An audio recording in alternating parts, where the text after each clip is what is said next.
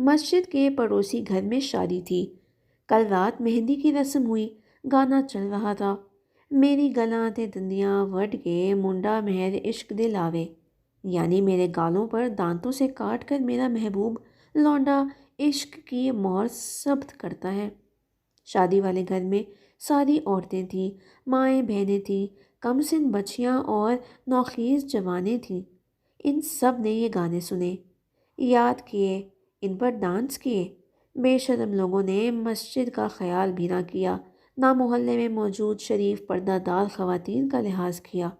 پھر کہتے ہیں لڑکیاں بھاگ جاتی ہیں، لڑکے ادھر ادھر منہ مارتے پھرتے ہیں، 11-12 سال کی بچیاں دوستیاں لگاتی پھرتی ہیں۔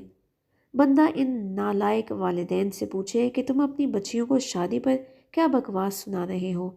جب نوجوان بچیوں کے جذبات اس طرح سے بڑکاؤ کے جائیں تو وہ ان کی تسکین کے لیے کیا کچھ نہیں کریں گے؟ یہ سب گانے سننے کے بعد تمہاری بیٹی رابعہ بسری بننے کی کیا جنت مرزا؟ ہم چاہتے ہیں کہ ہماری بیٹی گانے پر نامحرم کزن کے ساتھ ڈانس تو کرے مگر اس کے ساتھ دوستی نہ لگائے۔ کیوں نہ لگائے؟ اتنے گندے گانے سنا کر بیٹیاں نچوا لی ہیں تو اب زنا بھی کروا لینے دو۔ پیچھے تمہارے پلے شرم رہ ہی کیا کہاں گئی ہے؟ اچھا، یہ سب بے حیائی کے کام کرنے کے ساتھ ساتھ ہم سے یہ بھی کہتے رہتے ہیں کہ مولوی صاحب ہم غریب لوگ ہیں، کوئی دعا کریں کہ اللہ تعالیٰ رزق کا وسیلہ بنا دے، وسعت رزق کی دعا کروا دیجئے۔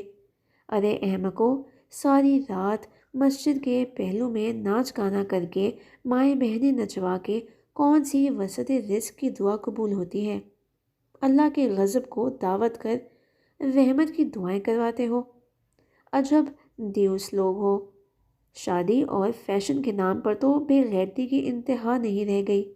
اپنے ہی گھر کی عورتوں کو آفیشل ڈانسرز بنا کر چھوڑ دیا ہے، اور جمعے کی دعا میں امام صاحب سے گھریلو مسائل حل ہو جانے کی دعائیں کرواتے ہو۔